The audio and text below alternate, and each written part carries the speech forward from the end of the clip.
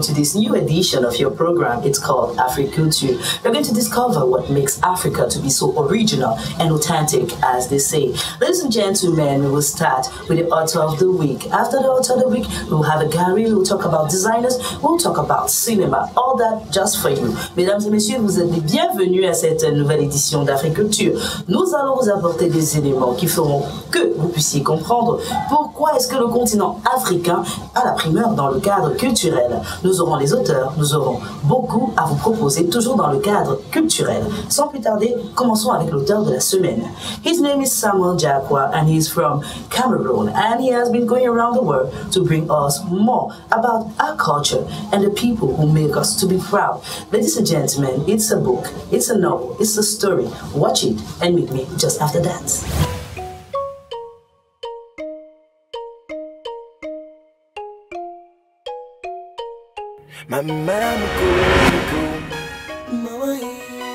Minorité visible, cinéma invisible. Une œuvre de Samuel Jakwa, de nationalité française d'origine camerounaise. Il retrace le portrait du cinéma afro-français publié aux éditions Dagan. Un casting grand ouvert pour les réalisateurs de toute origine, car sont mis en avant la fine fleur des acteurs africains présents dans la diaspora. Pour Samuel, il est préférable d'apporter une solution à la grande question sur la véritable raison de l'absence de ces acteurs afro sur le grand écran. Après un tour du livre qui pourrait encore dire que nos nobles talents ne sont pas abordables et présents. Un casting bien détaillé avec plus de 60 portraits de comédiens, acteurs connus ou en devenir. Ils sont présents à travers des photos sympathiques sur du papier très élégant. On ne dira plus que cette minorité reste cachée. On peut dire dès lors que les castings peuvent commencer. This was a story which was recounted to us by Samuel Jakwa through pictures and the people who make us to be so proud of our continent. Now we have the gallery. La galerie de cette semaine nous emporte tout droit en Côte d'Ivoire. Et oui, là-bas, il y a des masques gourous. Mesdames et messieurs, regardez-les. Ils sont effrayants, mais c'est notre histoire, on ne peut pas changer. Mesdames et messieurs, les masques de cette semaine dans la galerie.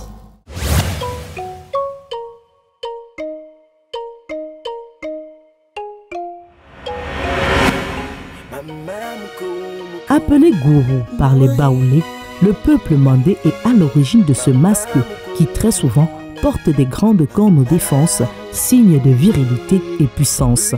Une force qui lui viendrait des éléphants. Un masque dont les couleurs varient. L'artisan laissant cours à son imagination lors de sa création. Il est considéré comme important, mais pas sacré. Généralement, ils sont faits à base de bois divers comme l'hévéa sauvage. Bois qui est fumé pour une plus longue conservation. Taillé d'une seule pièce, on peut y découvrir une accumulation de symboles. After going to all those places and all the interesting things we discovered, we're going to talk of a podium. A podium is what? It's where we see the designers of Africa, the way they bring to us our reality. Today's all emerged. It's really evolving. You want to discover? Watch it is. It's the Tunis Fashion Week in 2014. Much more to discover just right after that.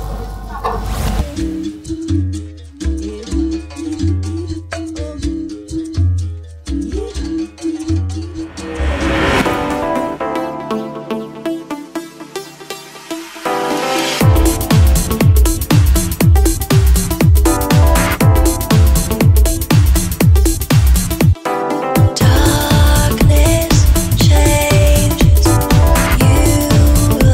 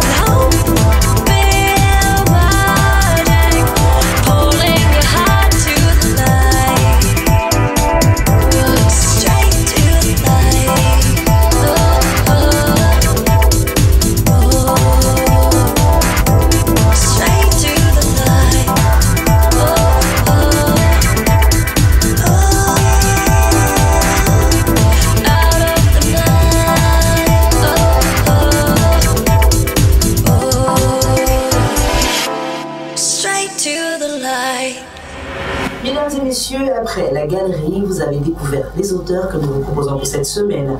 Après ce podium du Tunis Fashion Week qui s'est déroulé en 2014, nous vous donnons l'option de découvrir cette personnalité qui marque le monde de la mode. Regardez cet élément et retrouvez-moi juste après. Je vous attends ici.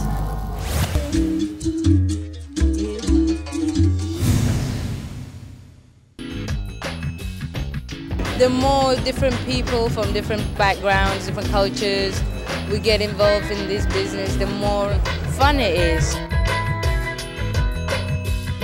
I started in London, I was discovered on a street fair, and I didn't take it serious at first. I was like, you know, you gotta be joking, and it was real. And then a year later, they took a Polaroid, and one of the bookers in New York was interested in me to come and represent me and see how it goes. A native of Sudan, Alek Wek's world was about to change. Modeling doesn't really exist in Africa.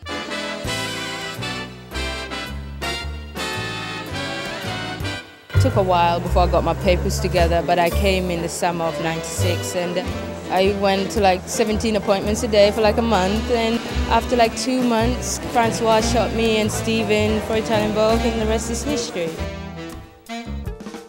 More than just a pretty face, Alek is also an artist. She turned her passion for drawing into an accessory business which honors her father. It started off because I always painted since I was young. Wek, of course, is my second name, Alek Wek at the end. But 1933 is when my dad was born, and he passed away when I was 12. It's a celebration to me.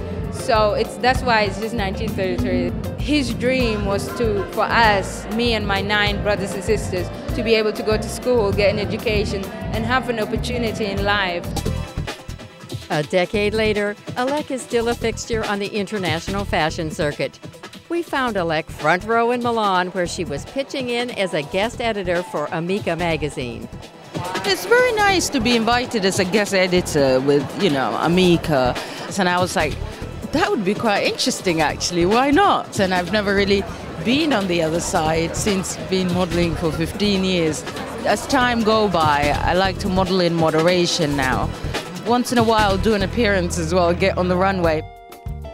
She may have scaled back her catwalk appearances, but Alek has plenty else to keep her busy. She's still working on her accessories line, and she's the cover girl for AID in her native Sudan. The humanitarian work, which is something that's very dear to my heart. I've been very active with UNHCR, United Nations High Commission for Refugees, and we're definitely taking a trip back to Southern Sudan, which just celebrated their independence. And if I can be a little bit a part of helping to rebuild the community and so forth, that's what really is important. We do have a very strong voice in fashion, and I think we could really use that for the best. Et oui, après tous ces moments dans la mode, avec tout ce que ça a de glamour, d'élégant, on va le dire, nous allons maintenant entrer directement dans la musique. Mais nous allons vous dire, Nelson Mandela l'avait dit, et oui, que la musique, ça vous donne des ailes, ça vous fait rêver et que ça vous permet à un moment de vous unir et de chanter ensemble. Et oui, c'est Nelson Mandela qui l'a dit, c'est dans La Route du Jazz. Et oui, c'est un livre que je vous propose de découvrir. Ça vous dira aussi beaucoup d'autres choses. Sans plus tarder, l'artiste de la semaine n'est tout autre que Harry. Oui, nous l'avons adorée. Pourquoi? Parce qu'elle a apporté les couleurs à la musique africaine. Harry, c'est cette Angolaise que je vous propose de découvrir et d'apprécier. She's so fine, I could say so. Just watch it and meet me just right after that. It's Africa too. And you know we have our ways and we maintain them.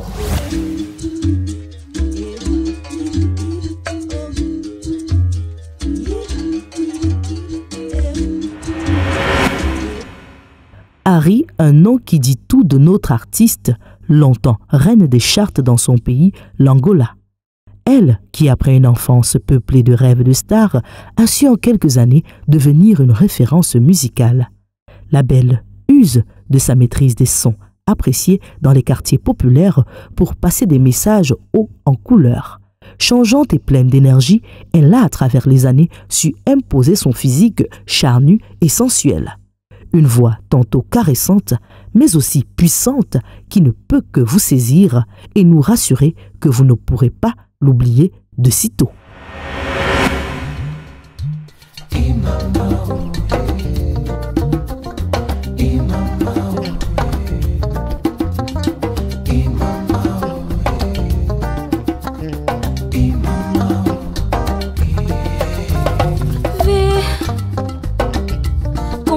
O que você não vê com os olhos.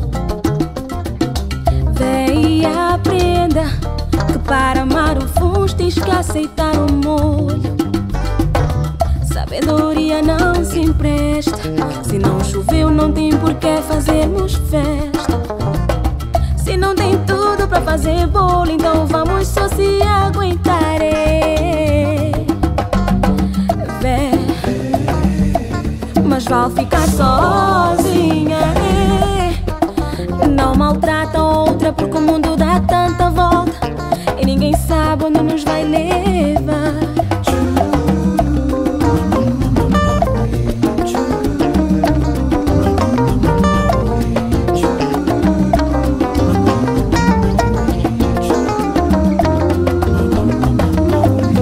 Solta a tua voz para falar de amor.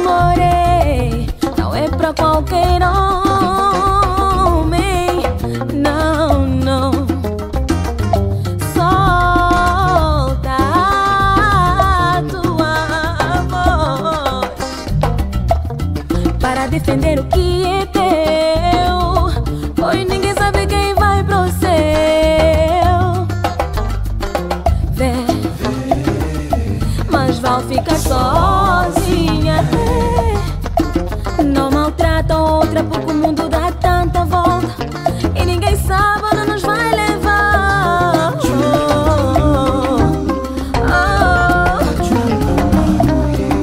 Mamá, yeah, yeah.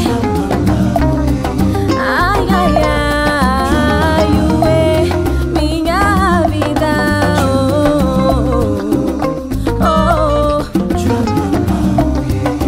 Mamá, oh, yeah, yeah. Ai, ai, ai, ué, minha vida.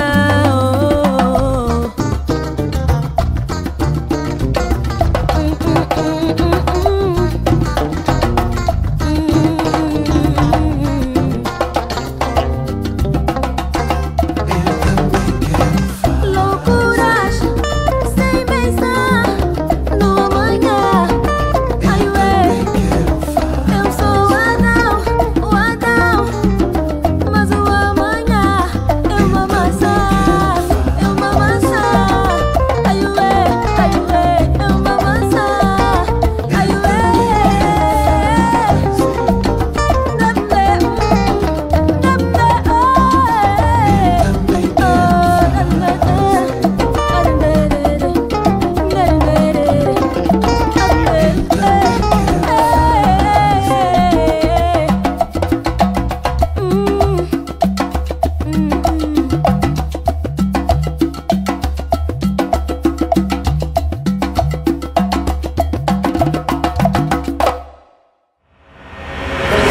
On va le dire à Harry, ce personnage qui nous a intrigués pour cette semaine.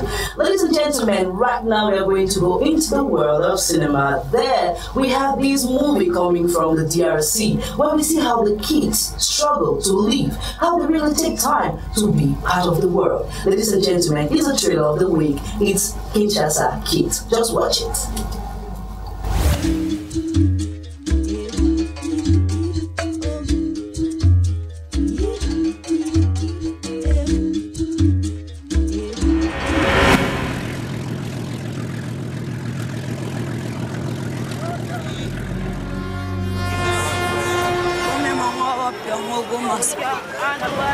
C'est la joie qu'on demeure chaque jour. Au bas jusqu'à chaleur moto. Oh, il faut faire des guillotis.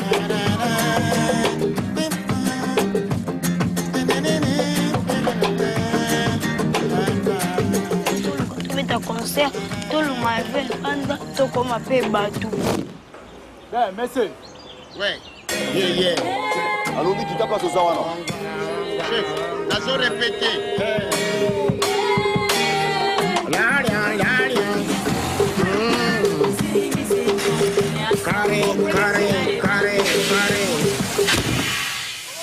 Oh là là. C'est chaud.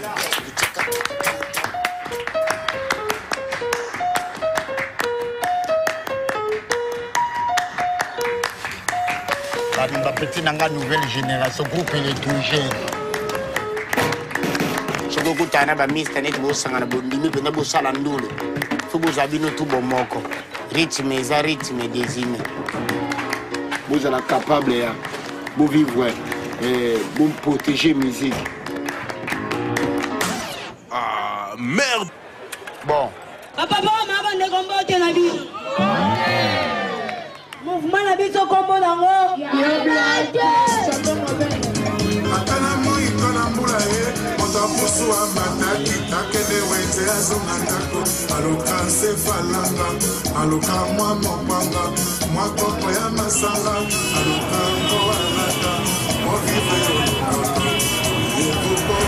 What an interesting story. We saw the kids, the way they were struggling, the way they were fighting to survive. It's so sad, but at the end we see that there is still joy as long as we are in a community, as long as we share it together. Ladies and gentlemen, time for us to know what happened in the world of culture. Watch it and meet me right here. I'll be waiting for you.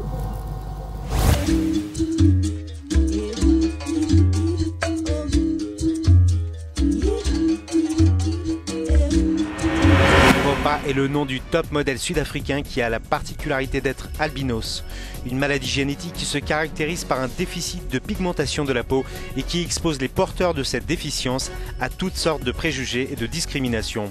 Hopa, qui est avocate de formation, a choisi le mannequinat pour lutter contre ça.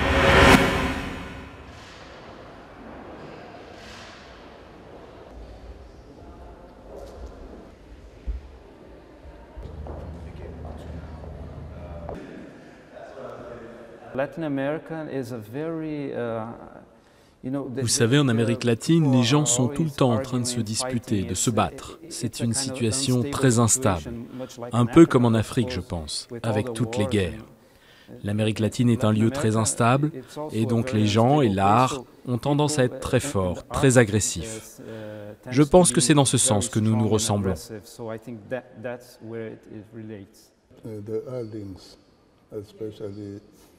Il y a des liens, notamment avec des lieux comme le Brésil qui a aussi souffert de la discrimination raciale.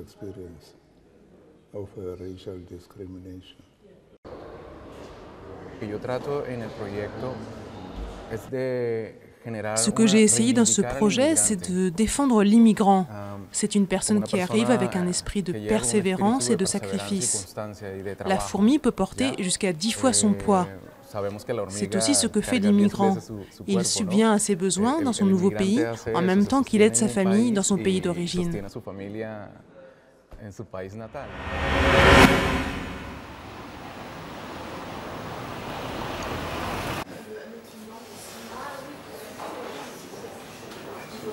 L'art de manger, c'est beaucoup dans les préoccupations de tout le monde, en fait, au quotidien.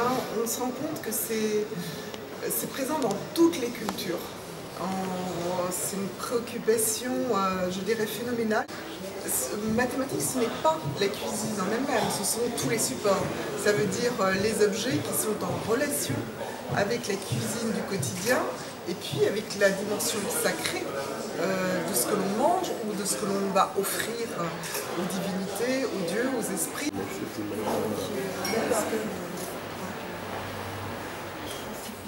Je dénonce en fait un petit peu tout ce qui touche à la malbouffe et aussi je parle aussi d'une certaine forme de déséquilibre alimentaire entre le nord et le sud. Bon, picturalement, je le traduis par une saturation en fait de couleurs, de matière et de clous. Donc saturation de couleurs parce que des couleurs acidulées pour traduire un peu tout ce qui est produit chimique et utilisé dans la nourriture, et saturation pour montrer un peu cette abondance de nourriture qui est créée à la chaîne. Saturation avec les clous pour montrer, c'est comme un cri que je pousse en fait.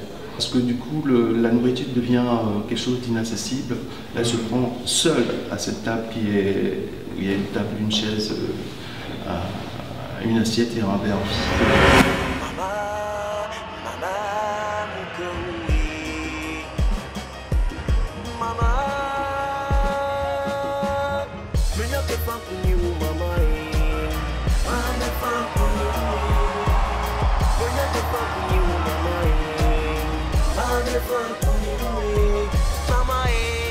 Je suis africain et fier de l'être, car ma culture est belle, puissante, poétique, et nous devons tout faire pour changer les mentalités grâce à l'art, grâce à l'imaginaire et grâce à l'éducation. Des sentiments de bonheur, de satisfaction. Je pense que là, je parle au nom de toute l'équipe technique et artistique, parce que tout le monde y a mis du sien et a travaillé dur pour que ce film aboutisse et qu'il soit apprécié par les spectateurs.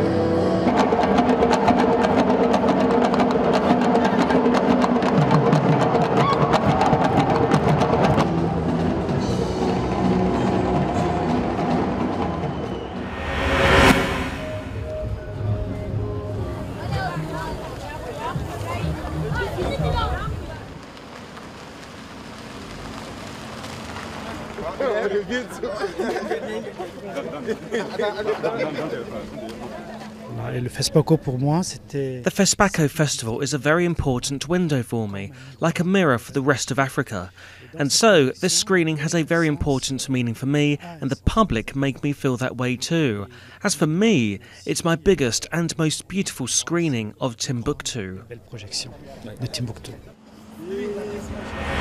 On ne le dira jamais assez, l'Afrique ce n'est pas que de la guerre, ce n'est pas que de la tristesse, c'est aussi de la vie, c'est l'échange, c'est la vie en communauté, c'est une culture. Elle nous unit et elle nous gardera toujours fiers d'être nés sur ce continent. Et on va vous dire avec ce proverbe qui nous vient du Congo, qui est très simple, si la porte est fermée, n'hésitez pas à passer par la fenêtre. Si la porte est fermée, n'hésitez pas de passer par la fenêtre. C'était un proverbe assez intriguant qui nous venait du Congo. Mesdames et messieurs, vous avez compris, Africa is open. We are there. We have so much to share with you. And that's what we do on this program. And we are always going to do so. Ladies and gentlemen, it was a pride to share all this with you. And know that next week we will give you more of this. Mesdames et messieurs, l'adresse demeure afriqueculture@yahoo.fr. Vos suggestions, nous les attendons et nous les accueillerons telles que ça doit se faire. Mesdames et messieurs, portez-vous bien. À bientôt.